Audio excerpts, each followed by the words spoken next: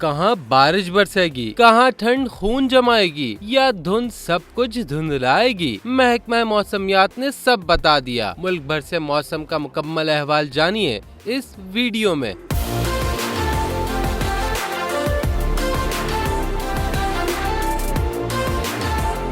ملک بھر میں سردی کی شدت میں اضافہ ہو گیا ہے۔ لاہور میں صبح سویرے ٹھنڈی ہواؤں نے درجہ حرارت 5 ڈگری تک گرا دیا۔ دوسری جانب شہر قائد میں آج رواں سال کی سرد ترین صبح ریکارڈ کی گئی۔ محکمہ موسمیات نے آنے والے دنوں میں سردی کی شدت میں مزید اضافے کی پیش گوئی کر دی۔ کوئٹہ میں بھی یکبستہ ہواؤں کا راج برقرار ہے اور پارہ -2 ڈگری تک گرنے کا امکان ہے۔ محکمہ موسمیات کے مطابق آئندہ 24 گھنٹے کے دوران ملک کے بیشتر علاقوں میں موسم سرد اور خشک جبکہ شمالی علاقوں میں شدید سرد رہے گا۔ اسلام آباد سمیت پنجاب، بالائی سندھ اور خیبر پختونخوا کے میدانی علاقوں میں شدید دھند اور اسموگ چھائے رہے گی۔ چمن، زیارت، پشین، مستونگ، کلات، خزدار، لسبیلا، مکران کے ساحلی علاقوں میں بارش اور پہاڑوں پر برف باری متوقع ہے۔